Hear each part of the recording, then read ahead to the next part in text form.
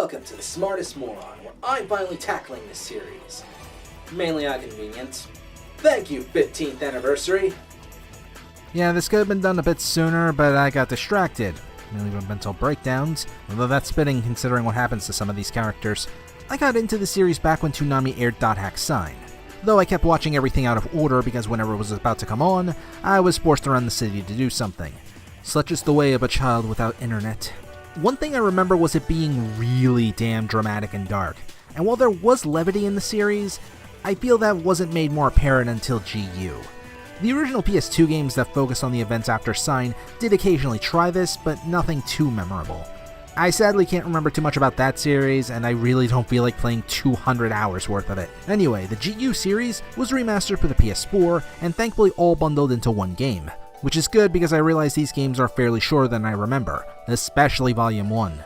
So I will divide each volume into one video, and maybe just combine them all once they are all released. The only exception is Volume 4, since that can be beaten in a day. Just remember that I am going to be spoiling elements of pretty much every .hack media I can find, like Sign, the old PS2 series, and Roots.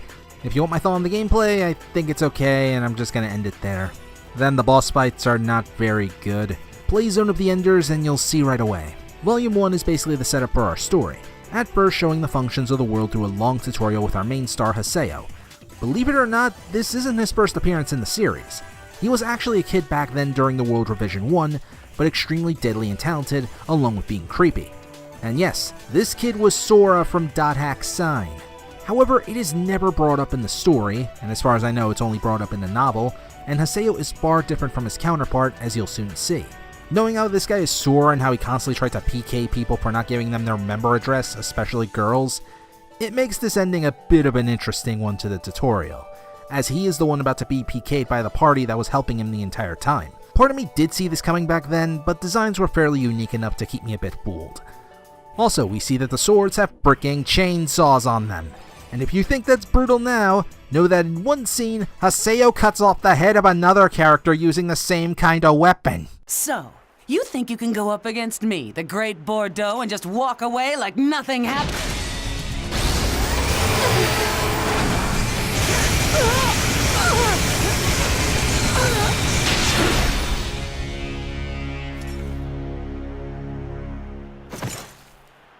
Yeah, I think I can. Rated E for everyone! And no, I didn't ruin the joke. I'm referring to the game within the game, since later on, we do get little kids playing this game. But he is saved, and that's in quotation since his character was still killed, by our token mysterious dude for the game, a guy named Ovan who guns down the PKers with extreme ease and helps welcome Haseo to the world.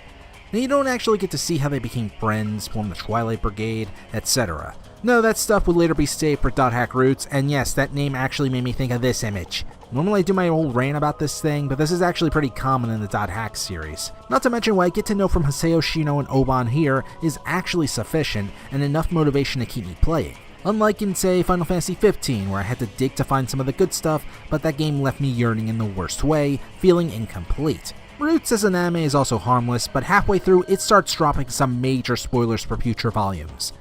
Also, another reason I don't really mind it, well, aside from Haseo needing to develop in this game anyway, a lot of these characters, yeah, they don't actually appear within the game series.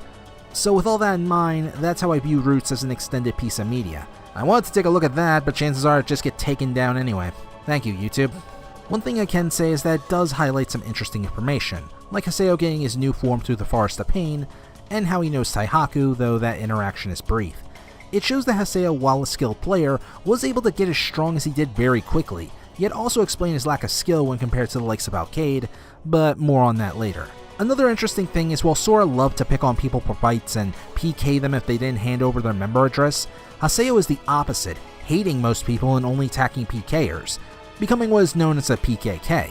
However, like Sora, he really enjoys showing off his power, taking his time in this one scene where he beats up Bordeaux's group after they PK a bunch of people. People like Haseo, though, aren't looked fondly, specifically by Sakaki of Moontree, who tries to use more peaceful methods to handle BKers and... He's a villain. I mean, just listen to his voice for crying out loud. You have no authority, and it earns you nothing. So why? I am the leader of Moontree's Unit 2. My friends call me Sakaki. and I'm afraid I cannot overlook your actions. I am happy to see that you understand me so quickly. Furthermore, Haseo is a friend of Atali, one of us. May I ask you to refrain from trying to PK him as well? To no one's surprise, Haseo doesn't put up with him much, and yet is a bit interested in Atali, but only because she possesses the same character model as Shino, the person he lost. Also, get used to seeing the same character models within the game. I mean, my god, some don't even have different colors. Later on, Haseo does meet up with Ovan for more exposition, and we learn there was a guild they were in, but disbanded when Ovan disappeared, and Shino later put into a coma by being called Tri-Edge. Haseo, not being the most patient person in the world, goes ahead of Ovan to take down Tri-Edge. Whatever competence Haseo displayed before, well, yeah, none of that powerful is useful against Tri-Edge at all. Even at one point he gets one of his weapons destroyed. It's pretty much the beatdown to end all beatdowns. After he's data drained, he's reset to level 1, and everything has basically been reformatted. AKA the nightmare every person who owns a hard drive has when it becomes corrupted. God, I never want to go through that ever again. So this means Haseo has to start from the beginning, eventually learning that something about his character has changed, as something seems to have won out. This is the Avatar. No, not that one. Not that one either, moron. No, wait, you're actually right. These are beings actually based off the 8 original faces from the first set of Dot Hack games. Ironically, Haseo's avatar is Skaith, the same phase that actually data drained him when he was Sora back in Sign. And while you think this would make Haseo's quest easier, not really. He can't just summon it whenever he wants just yet. One, because it's very dangerous and possible to put people into comas. We see its devastating effects when Haseo first uses it against Bordeaux. And two, well... Look, I'll be blunt. Haseo is an asshole that deserves to be hit many times over. We can see that early on as he slays some PKers, letting them kill off some players before he moved in. He cares very little for actually protecting people, at least if he doesn't know them, as we do see moments where even if someone irritates him like Atali, he is willing to shield her from something beyond their power. But there's a reason I do like Haseo thanks to a supporting cast. You do not tolerate his bullshit. People like Pi are willing to challenge him and his views, which is refreshing from seeing characters powerless to do nothing while the Church continues to be the biggest asshole known to mankind. Now sometimes that keeps happening, but I'm okay with it given how the characters are represented. Haseo's development though is the game's most interesting element. Much like Dante, I had not yet experienced development quite like his. Though the brooding hero wasn't really anything new with the likes of Vincent Valentine or Kratos from God of War, Haseo brought with him smugness and anger, making him more memorable even in some bad scenes. Nowadays, he'd be a character I would dread at seeing first glance, much like Patroclus and Reboot Dante, and had some really crappy development that did not do the characters justice and make them likable. Fortunately, the game is able to do Haseo just right in not only establishing his character, but what he is fighting for, which is to save his friend Shino. The most important thing they did though was make sure Haseo wasn't completely heartless in his quest for his goal. Aside from his one-man mission to bring Shino back, who he clearly has a lot of affection for, he can be kind to little kids, even cut them some slack. One situation had Haseo take over a shop for a guild he was suddenly pulled into. Since Bo's money was stolen by his sister, he decided to give an item to the kid for free. He even puts himself on the line to make sure Syllabus and Gaspard weren't bullied, even making Syllabus stay with Gaspard, which gave him a handicap in the tournament. I'd also like to add I was in complete control of this fight. I just want to add that. All this helps make Haseo a bit more sympathetic, despite how evil he can act when getting his avatar, or his general douchiness. I feel motivated to keep playing because the desire to see him change is that much more interesting. Another moment I would like to point out was him saving Pi, and was extremely worried he was responsible for making her a lost one. He ultimately reverts back to his regular asshole attitude / tsundere mode, but he does kinda get better about it. He even fears using the avatar on Arcade when he is losing, likely feeling a slight loss of control, though I think that was a bit of a missed chance to do something as he is still a gigantic asshole after the fight. It's only when Kun was nearly made into a lost one does he finally stop, as he loses control. And there's the key. Haseo prefers things to be in his control, otherwise things are bound to screw up. It's why he was so confident when using his avatar, treating it no differently from one of his weapons. With the control gone, well, he just couldn't handle it. Plus Haseo didn't legitimately want to put people into comas, barring maybe Bordeaux since he felt she deserved that. The tournament also shows some more insight, with Haseo's skill level as that comes into question. Though no doubt decent, it's clear with battles like against Bordeaux and her gang, along with Arcade, Haseo desperately needed to improve in other ways. it was actually very believable he'd lose to someone as focused as Alcade. Just look back to the first fight, and see how easy he is disarmed by Bordeaux's gang when they are in their upper 20s in terms of levels at best right now. Sure, he still curb stomped them easily enough, but his confidence is another major factor that does cause his downfall, like when he thought he could fully control Skate. His pride often gets in the way, much like it does, say, Vegeta, arguably a character that had a tendency to make everything worse in Z. Oddly enough, Alcade would receive the same kind of treatment after her defeat, learning from Pi that Haseo cheated for a good reason, and later come for Haseo's assistance, but her development is something I'll get a bit more into in part 2. This also touches on a hatred to lose, something that's easily identified in his rant to Adelie. Given his loss to Tri-Edge, along with being PK'd in the past, that likely only helped his urge to win, even more so when it's against people he could not stand like Bordeaux. While in this game he definitely changes a lot, his development is far from being over. Adelie, on the other hand, well, I remember hating her a lot when I first played, mellowing out by the time I finished Volume 2 and 3. Now, after several years later, well, she starts off a bit grating given her laid-back attitude and forcing her stuff onto Haseo. Although it was hilarious to see Haseo hold in every bit of his anger at certain points, but it's easier to understand when you remember that she's just someone who does like to have fun in her own way, and there's no shame in picking up a game and liking it for certain elements more than others, especially when this game has a certain VR element to it. And knowing her backstory later on does help, but we'll get to that in Volume 2. With Haseo at her side, she begins to develop a lot more, putting in a ton of hard work in researching the game's mechanics to be a better cleric, and even starts to understand why fighting is so fun. We don't get her full story here, sure, but we don't need it right now since it's easy to understand her point of view as just someone who wants to have fun in her own way. Granted, I can imagine some people getting annoyed by her in Volume 1. I was when I first played the game anyway. Hell, I even skipped some of the cutscenes. Mainly because, well, she's all busy seeing how everything is so pretty and everything. You're trying to save a friend from being in a frickin' coma! The development between Haseo and Adelie can actually be seen as the hardcore versus casual gamer argument, as they both have different viewpoints on how to have fun. Haseo admittedly has some good reasons, but even he admits he just likes to fight and crush his foes, and I already explained how far he was willing to go to do that. It's through understanding one another that their bond grows, and kinda how I would like the debate between these styles of gamers be handled, and a bit realistic when I realize how childish or dickish some hardcore gamers can be.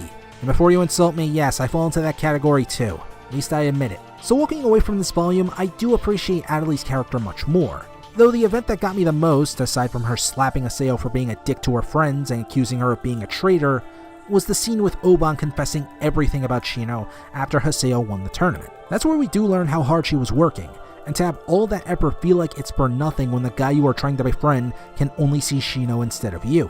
And Haseo's case isn't helped with his constant dickery in the past. Adelie even points out that Haseo would have chosen another healer if he knew one, and this is actually proven with not just that post-syllabus maid calling out for Harvest Clerics, but also Haseo saying he did not want to use Adelie either before going on a quest. This little bit of her character was actually relatable, trying to satisfy someone who will always be angry to you. It sucks that she is treated this way. Her point of view is even a bit more disturbing when you consider she is also technically capable of using an epitaph like Haseo, eventually anyway, so chances are she had to witness Haseo using Skeeth too. She did shout for him to stop after all. I'll talk more about her character in Volume 2 since this plotline is technically cut off, and really reminds me how much of a tease this game really was with its endings.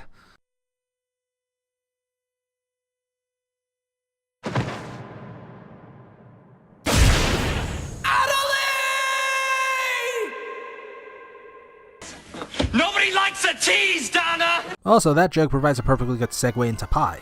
Despite the revealing attire her character wears, she has the opposite attitude one would expect, as she's perhaps one of the most serious cast members, often scolding Kun and thinking more realistically, like predicting Haseo would abuse his avatar. Yet she does genuinely care about Haseo and what he goes through, especially when he manages to save her when she gets infected by Ida, and saw that there was some kind of humanity in him. She definitely felt like a big sister in that regard, like when she defended Haseo's actions against Alcade during a quest, even helping him to level up with a certain component to add to his accessory that would enable faster grinding. Plus her attitude is one of the most refreshing as she tries to keep Haseo in line, doing the kind of thing I would like to see others do when presented with a grand asshole like this. While I admit Kun's approach can be a bit handy, sometimes people really need a good slap across the head to set them straight, even if she doesn't actually slap Haseo. Kun, on the other hand, was actually the kind of protagonist I would have expected to be in this game, perhaps even the lead character given how noble he can be with how he wants to help Haseo and the new people. You know, when he isn't chasing virtual skirts around. On his own, he's just fine, but when Haseo is involved, I found him the perfect foil to Haseo's raging dickery, and that Haseo should aim to be more like Kun, more like a good person. His best moment is definitely when he and Haseo faced off, a battle that was inevitable even if they weren't in the tournament given their different points of view. Thankfully he had just the right avatar with the right ability to make sure Haseo learned his lesson, and he didn't end up in a coma, or worse. And that also shows he's willing to do just about anything to help change a person. Plus his cheerful attitude in a group of grumps was refreshing, especially when he knows how to handle dealing with people in positive ways. At least if they don't look like they'll rip his head off for saying something, like when he didn't speak at all when Alcade was around. Yada and Ovan though still fall in the mysterious category, as does Sakaki, though he can be easily seen as a villain in the background.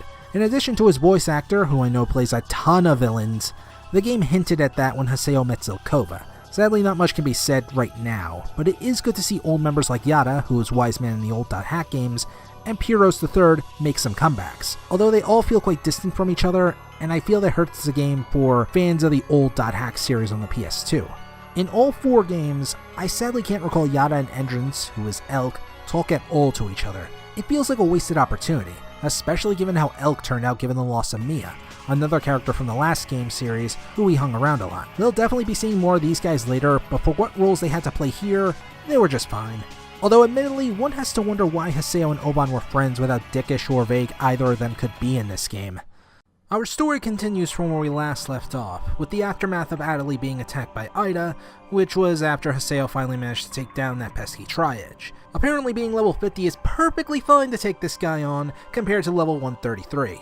And yes, that was just a sarcastic joke, you don't need to correct me on that. The result was that her epitaph was stolen, and she is unable to use her right hand, with the model even showing it cracked. Sad thing is, this kinda brings out a phobia of mine, of having cracked and damaged skin. Frickin' chickenpox always gave me the damn nightmares. This also extends to her real-life counterpart, unable to move her hand, and even being forced to go to specialists that just cannot help her. This is all discovered during a hefty sum of plot, which basically has everyone trapped in the game world, though that's solved before it turns into a Sword Art Online situation. It serves a few purposes, one of them creating distrust with Yada, who keeps hiding things so much that even Kun leaves the group. Really, it's just an excuse not to have Kun involved and make Yada an even bigger asshole that does things mysteriously. Hell, we even have the generic dark figure to make him look possibly sinister or something. Although, good god, that model. Add some bat to that for God's sake. Or given the dialogue, just add this too. We've got to have money. But the real thing this plotline also helps establish is that Moontree isn't something that's going to stay in the background, particularly with Sakaki finding out about Yada's group. Added with the previous game hinting at him overthrowing the guildmaster Zelkova, his plans are about to go into effect. The game barely hides it too, given his association with an Ida-infected Bordeaux later. However, he isn't the main threat at first. Rather, it's Azure Balmung and Azure Orca, warped versions of 2 legendary characters from the previous game, but otherwise lack personality. Together they seem to be trying to revive Tri-Edge, or Azure Kite as he's really known. Their models are later seen alongside Sirius, who is driven to insanity thanks to Ida. I didn't actually explain what else Ida does, so now's a good time to actually explain some more of the effects. It's able to heighten emotions in exchange for great power, turn the user into something insane. It's exactly what happened with Endrance in the last game, since he was Elk in the previous game series, and the Ida took advantage of that, making him think Elk was reunited with Mia. Since this game world is Revision 2, chances are Mia died in Revision 1 for good, when they had to delete it or something. That's the best guess I can think of. Alcade is the one to help bring this matter to Haseo, and the two work together in the tournament to try and solve the situation, as Alcade cares more about her friend than her own stubborn pride. Structurally speaking, the plot moves at a decent pace, though there are quite a few more stopping points to try and pad out the game. These usually include trying to get more virus cores, which actually kinda undermines a fight later in the game, as you fight that same form of item multiple times, making that moment feel less special. And there are times when the game tries to throw in mandatory quests. One example is dealing with Sylvis, who Gaspard has said has been feeling out of it lately. And yet not once are those issues ever brought up for the quest, and it's saved for an email later in the game. Despite that, I do feel we get to know enough about the characters and the roles in the story. Just don't expect Pyros III to suddenly pop out in the middle of the main plot to fight against Azure Kite. For now, let's discuss how the characters have changed since Volume 1. Kun and Pi won't be mentioned due to their limited involvement, and nothing really changes that much apart from Kun leaving and coming back later due to trust issues. While Haseo has definitely grown, there are some traces of his dickery when dealing with someone like Sakaki, likely because he believes he has his hooks too deep into Adley and he just doesn't trust him. You can throw jealousy in there as well, and I'd buy it too. Plus the game does show that he has trouble expressing himself, usually defaulting to his bitter personality when not knowing what else to do or carefully explaining why some people just can't help. Given his attitude against Sakaki, it definitely helps show that he needs more support. One such example is the job extension quest. Due to his concerns about the condition of Adley, along with Ida, he's put back into his old mindset. As Syllabus and Gaspard joke about, mainly just recalling how they met Haseo and are just having fun, Haseo gets frustrated and actually ditches them in order to open the chest by himself, since they weren't taking things seriously. Though as a reminder, Syllabus and Gaspard are kinda kept in the dark about everything that's going on within the GU universe revolving around Ida or Epitaphs, so they're just players looking to have some fun and help others. Haseo does redeem himself though by recalling things Adley and Alcade said about him, and going back to his friends and apologizing, or at least does so in his own version of it, but the meaning is generally the same. This is yet another thing I love about Haseo, the ability to recognize what he did is wrong and trying to correct it. Believe me, that's an ability that's kind of been lost at time for both fictional and non-fictional characters. It's here where we also get some more insight, like Adley and Alcade's words reminding him of fun, and being alone, well, that sucks. Other things involving Haseo's development heavily depends on Adley, so we'll stop here for now. That and Ovan. Alcade has actually shown some development in between games, explaining what she was like before Entrance beat her, and how obsessed she was in taking him down, hating Haseo for it and blaming him. And remember, both of them had to cheat in order to defeat Alcade. It's basically taking away the prize from someone who's been working so damn hard to try and be the best, and they can just do it in a second and you're just wondering, what the flying hell happened? Not to mention, I imagine she would be much more angry if she knew she could have easily been put into a coma. But with her options limited in helping a friend, she has to swallow her pride and struggle to accept Haseo. And that had to be hard as both could be dicks to one another, given their first meeting involved Alcade choking him. Which I'm wondering how that works in a digital game, but whatever. It's likely why she chose such a dungeon filled with so many armored enemies, to test Haseo a bit to see if he did have natural skills at least, and to get out some aggression so she wasn't going to yell at him constantly. Or that's the justification I'm going with since it took me forever to S-rank this stupid mission. So really, I could just be pulling all this crap out of my ass. Much like Haseo, she kinda has trouble expressing herself sometimes. If you just talk to her, she can babble on and on about how talking is important, and clearly shows she doesn't know how to handle gratitude she feels to Haseo, while also trying to remember he still cheated. Her mind is put at ease thanks to Adley since Haseo clearly shows how much he cares about her. And gradually those feelings start to grow when Haseo starts to remind her a bit of Sirius, and he even gave up his throne to help her, even if he was mostly thinking about solving the Ida problem. She even teases Haseo and Adley at times to help her own mood, but is unable to handle feelings like affection, such as with the honeysuckle thing, and learning how the weapon symbolized eternal affection. It was kind of the equivalent of handing Haseo a Valentine's Day card. Naturally, she ran off, unable to recover from that quick enough. Now, with all my praises aside, I do feel like they should have developed her a bit more in the first game, given her connection to certain characters, which was revealed in the manga. The coma strike would have had much more of an impact to those that weren't swayed by her attitude in Volume 2.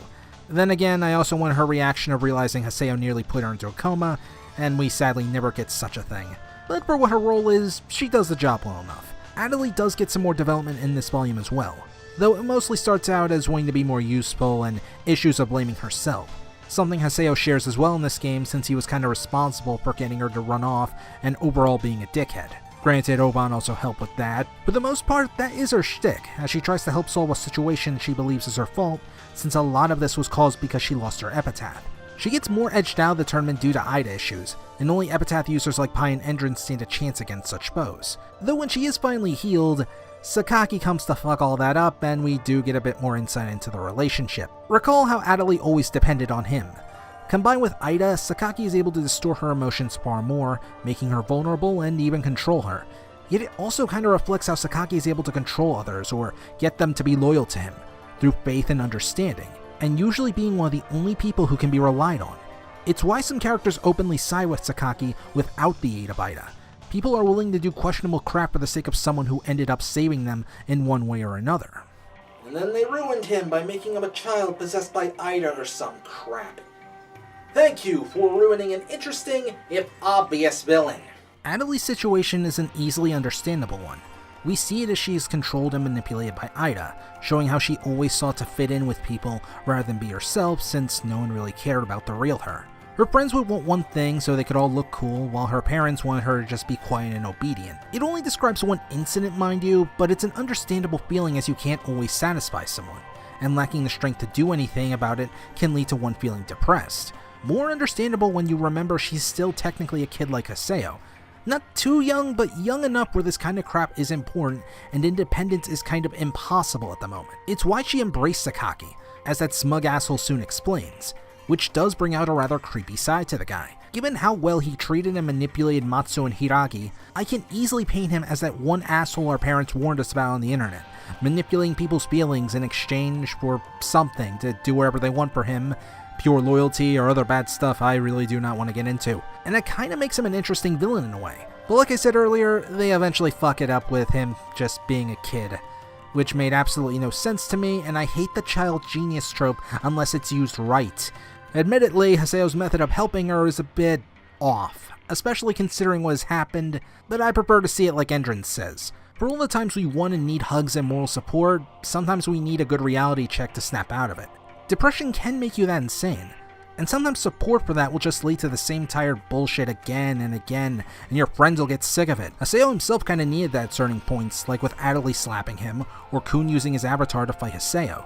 That said, considering the amount of verbal abuse Haseo has given her, one can just add this as to more reasons why these two should not be together. Surprisingly, you never fight the new Azure versions of Balmung and Orca in this one.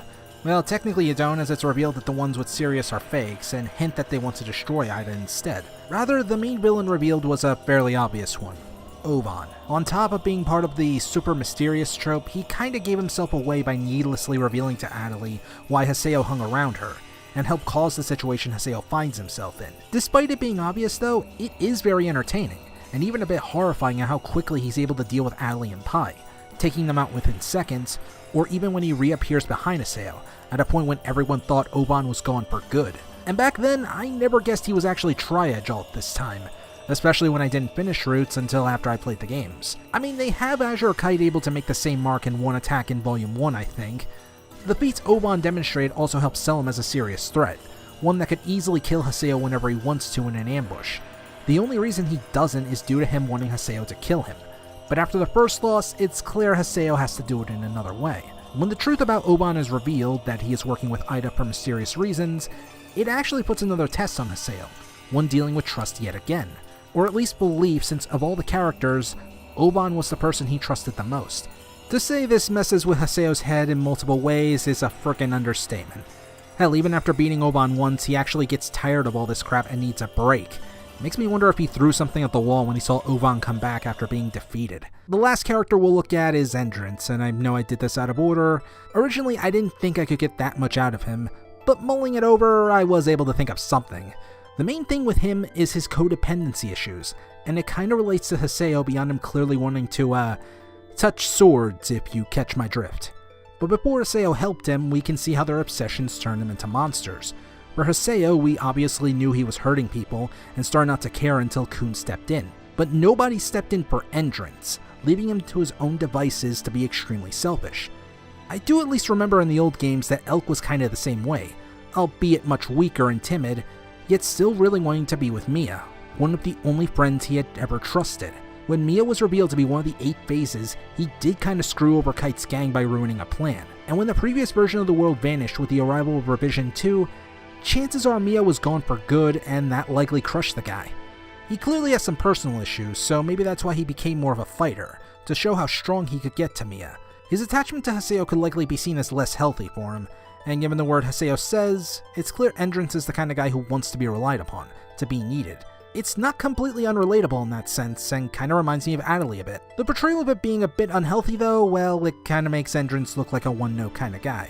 Admittedly, he is able to empathize with one of Sakaki's goons in a surprisingly good moment, so it's not all about wanting to see Haseo naked. The story starts off pretty slow actually, not even following up with the last meeting Haseo and Ovan had. I assume he had to suddenly get some coffee after making Haseo piss himself with that shock return. Aside from Ovan interacting with his sister before this entire mess got started, we do get some added dialogue with Haseo interacting with his guild through a quest, helping to establish how much he has changed. from back then of how he wanted nothing to do with these people, but now he wants to protect them and their fun. However, what's more surprising is the development his friends show, specifically Gaspard, who stands up for himself and is willing to fight anyone who would try and take him down and his shop. Although you're probably asking why this may be a problem since people aren't quite allowed to fight in the cities. I mean, if people could casually PK each other in towns, well, I doubt the game would be that much more fun. Probably end up like that South Park episode. The thing is, Yada has been fired by CC Corp for failing to do his job, and replaced by Sakaki as he claims he can control Ida to find a solution. Although anyone with half a brain can easily tell he's up to something. He's just abusing his own power to create his own rules, which even allow people to kill one another in towns, so people like Gaspard are very vulnerable. He also shows his immaturity a bit, by taking the avatar of Yada and beating the living crap out of him. I shouldn't be laughing, but I still find this scene hilarious for some bizarre reason. Stupid! Stupid! Stupid! Stupid little... Sakaki, stop it! Stop! He's already dead! Not helping things is that the gang cannot technically attack Sakaki, or CC Corp will just intervene. As you can tell, this is not a very good company. Fucking Bethesda. And considering CC Corp owns the characters our heroes are using, it's possible they could lock the team out of those characters or use some other method. Though, why are they doing this? Mainly to get results, and Yada wasn't getting those numbers high enough apparently. And I imagine if they solve the problem sooner, well, more money. The PKing in towns though does have a purpose. A chance to be in the Sage Palace tournament, although it's really just an excuse for Sakaki to torment Haseo, possibly to get him berserk. This is put to the test when Haseo meets the people who PK'd him long ago, and the chance to fight them starts making him revert back to his old violent personality, amplified thanks to his avatar. The funny thing is though, that I think in the anime, he already met them and he PK'd them. I don't know, maybe just killing the same people who screwed you over twice will give you some kind of rush. And actually I understand that completely now. But that's not the only way Sakaki seeks to torment him. After a battle between Haseo and Antares, Sakaki then seeks to disgrace Haseo further by revealing him cheating in both tournaments using the avatar. Yet even after all that, Haseo also has to deal with Endrance and Saku seemingly betraying him for Taihaku too. Still, Haseo isn't without his own support.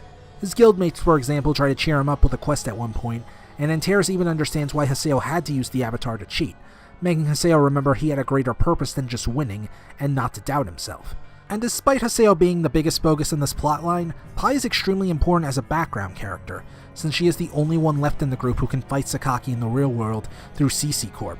While they don't show her often as a result of this, we do get at least one scene of the fatigue and stress getting to her. Then the updated emails show how focused she is on our goal of making sure she finds Yada. Yada, on the other hand, when it comes to character development, unfortunately I don't quite understand it. Maybe it's because of the previous history from the old .hack games that I can't really recall that much, but I'm afraid I just don't understand his complete thought process in GU. That's not to say there isn't development. He steps up his game to protect the world and reveals he too loves it a lot, especially with beings like Aura. But with certain scenes, it seemed he just wanted recognition and was even jealous of Ovan. Sorry to those that want a better analysis of the guy, but I can't really provide that right now. If I ever cover the old .hack games, we'll come back to this eventually. No promises though.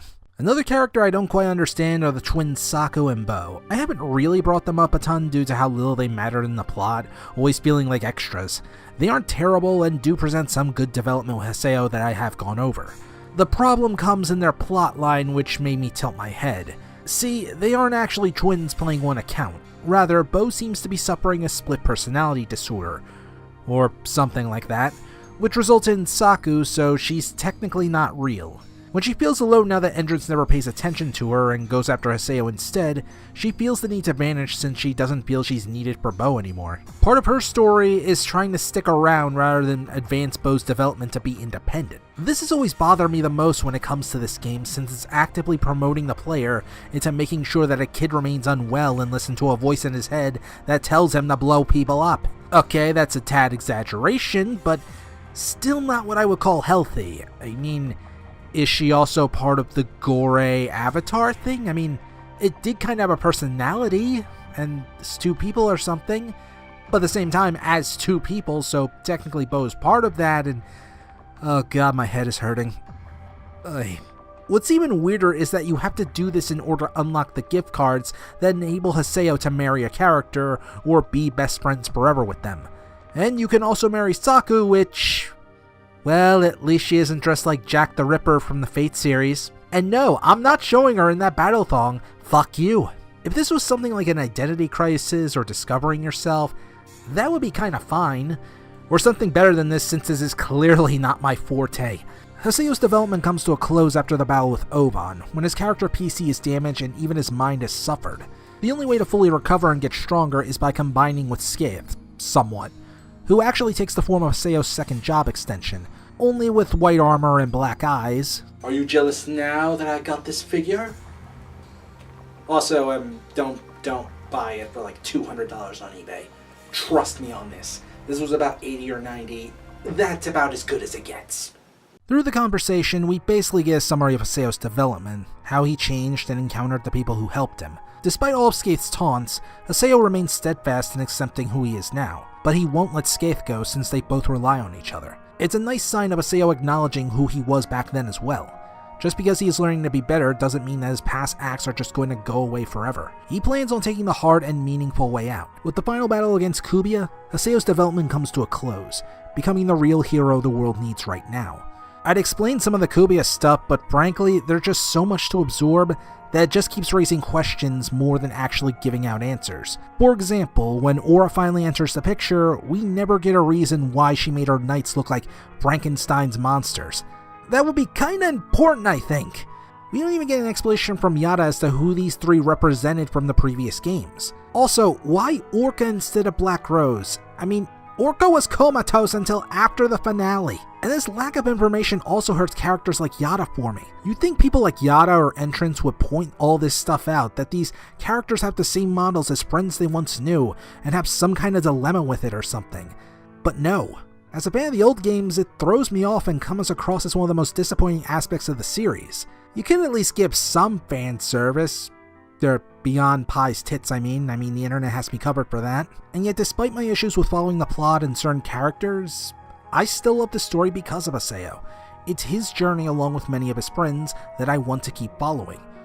Trust me, the plot ain't perfect due to some padding forcing the plot to stop a lot, interesting character interactions save for more emails or simply just do not happen, and some might find Haseo hard to accept as a character. But through his journey and the struggles he faces with his friends, I find a person who is capable of change that some heroes just aren't.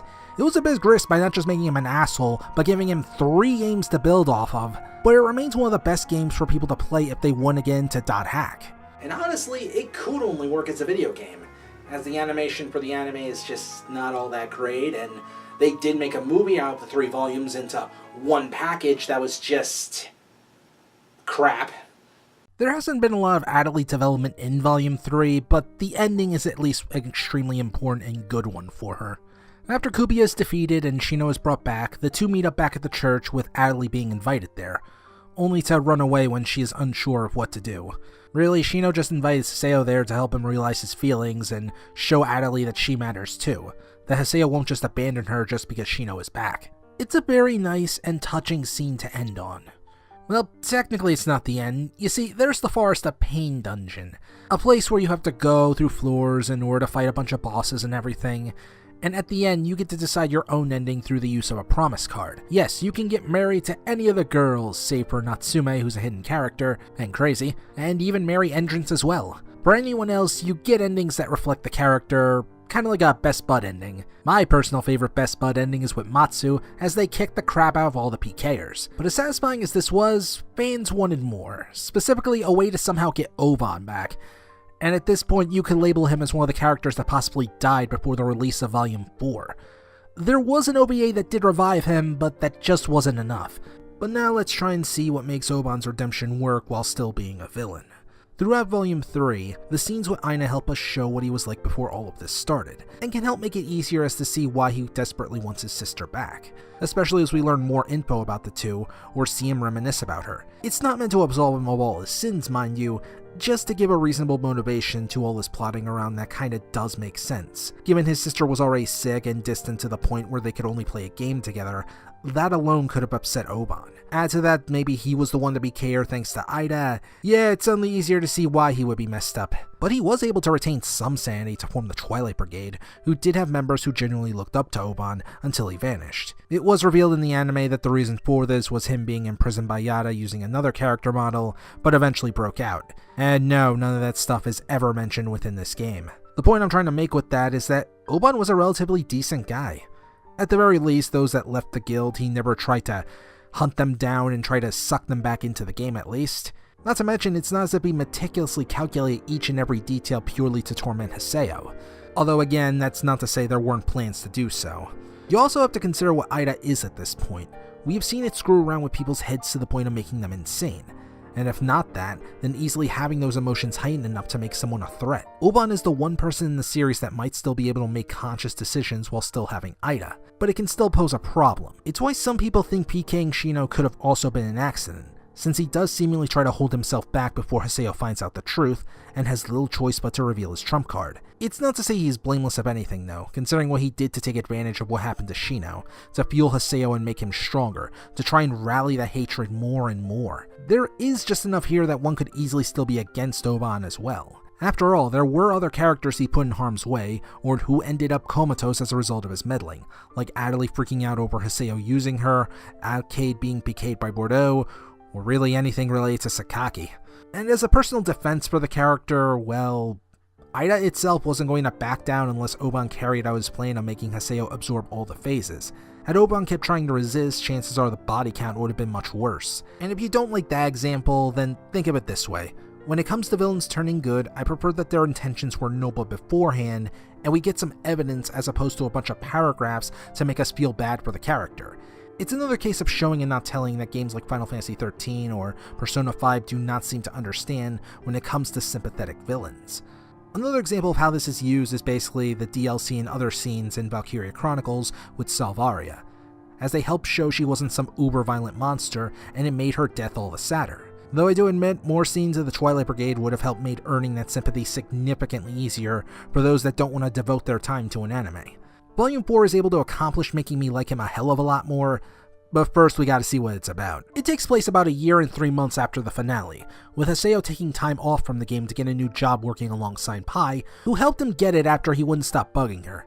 Do you see why I see these two as only siblings? There isn't too much development for Haseo, I mean, it's basically done, but he does keep other people out of the loop of what he was doing, which partly helps shows how obsessed he was in helping Ovan. But it's also kind of a backstep since he's just pushing them away again. I'm just assuming this was done for the sake of the player since it has been a very long time between the original release of the game and the HD remaster. Still, he's not the only one to show off his own development. Adley does so as well, quickly getting on Haseo's case in an aggressive manner that's honestly a bit refreshing. We also later get some extra confirmation about Zelkoba that I kinda already figured out. There was some kind of AI or something, so yeah, the kid is a genius there, that I can buy in that situation. The main goal this time is to save Ovan before the game shuts down because, surprise surprise, a game series that has people put into comas in 2 iterations is being shut down. I'm only shocked that this idea wasn't done any sooner. Seriously, these people are being put into comas. I think that's a more serious issue than freaking loot boxes and microtransactions. Then again, this future is already idealistic anyway, so who knows, maybe those issues don't even exist there. There is one thing that confuses me about Part 4. The girl that Haseo constantly meets is actually Ida, which, yeah, the games never really fully explain that aspect. Now, the OVA kind of did that, saying how Ida wasn't necessarily fully evil or something, but not the games, at least as far as I know. I know she's related to Zelkoba in a way, but honestly that just wasn't enough for me. And there are a few other things that bother me, like when you transfer data from Volume 3, the Azure Knights of Aura don't bother to help against this new threat, or even show up for that matter besides being in your party. Though I imagine this problem at least was because they couldn't get back all the voice actors, so there are some characters who don't have spoken dialogue with Haseo. And then again, trying to keep up with a plot this expansive is a bit difficult, but the stuff with Haseo and Ovan is really damn good. However, here's what helps me actually like the guy by the time we get to Volume 4. By the time Haseo finally finds Ovan and is able to free him from the icy prison, Ovan flat out admits he deserved to disappear. He knows what he did was wrong, and he thinks there's no way he can fix everything. His goal all this time was to save his sister. Helping Haseo take down Kubiya was a nice bonus to help make up for things, but it's clear with his admission of guilt, he thought vanishing was the right call to make given the horrible crimes he committed using Ida. And remember, his body in the real world wasn't going to last much longer unless Haseo restored his consciousness, so yeah, to make up for his sins, he decided on virtual suicide, in a sense. And his crimes aren't exactly small either. As I said before, there are hundreds, if not thousands of other people who were harmed by what he did. After watching this, I felt he was kind of similar to how Haseo was when the series first began, having to put aside all of his feelings and use people for his own benefit. Much like Haseo, they had noble goals of wanting to save someone close to them, but they were also both willing to stoop really low blows if it meant their goal was closer. The only difference is their position and how they changed. Granted, Ovan had a harder time of it with both an Avatar and Ida to rein in. So with the characters easily being linked closer now through this talk, Haseo has the best response to all of this. You freaking idiot! Are you ready to cut the crap now? You know that's not true! Maybe saving your sister this way made you happy. But do you really think anyone else is okay with this?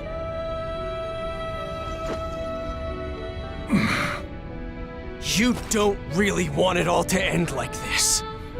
I refuse to believe it! And that's where the difference between these two finally comes in. To put it simply, when faced with failure, one can just give up and never change, possibly die, or live on as a person striving to improve themselves despite all the strife that's going to cause. That's basically the choice they both give each other during their scenes together. Haseo was the one who kept growing, from a newbie to a follower of Ovan, to being a damn good player, to eventually realizing his flaws in his personality, to become a much more likable person. He literally grew up during his time in the world as opposed to remaining the same kind of teenager he once was. The changes between when we first see and the last time we see these characters are very different. And the same kind of goes for Ovan as he fights along Haseo and comes back, as well as showing us a side of him we barely got a glimpse of in Volume 3. And it makes them uniting that much more important. Even their new forms are linked together, bounded by their avatars and Ida, becoming much more than just friends. It kinda feels like they're brothers now, or husband and wife depending on which kind of ending you got. Yes, this is real. There is one more quest after this story, but honestly I feel like you should play that for yourself. And yes, it is related to that picture I just showed. That's the .hack GU series in a nutshell. Well, from 3 character point of views anyway. There are legitimate problems when it comes to its storytelling, with some things relying heavily on past material, or simply not just explaining things well enough, like with Ida, which I had to look up on a wikia just to make some sense out of one scene I complained about. Not to mention that some quests felt worthless, while more questions can be raised thanks to the story. The combat isn't even that good despite the HD remaster fixing a few things. And yet, I still love this game series to death despite those flaws. While it doesn't do much with every character available, it does manage to craft an engaging story for Haseo that sees him grow into maturity, along with some good supporting characters like Adelie and many more. There were hints of another .hack game coming, but we never got the next game entry, Link. And honestly, I'm not too upset about that, but I imagine other people are. But for now, I am satisfied with how things ended for Haseo and the gang. I highly recommend you pick up the HD remaster. Just be sure to prepare yourself for some of the Avatar battles, which have sadly not aged well. Trust me, play Zone of the Enders and you'll know why I think this way. Then again, I'm also terrible at that series, so what the hell do I know? I'm the smartest moron, logging out of the world for the final time.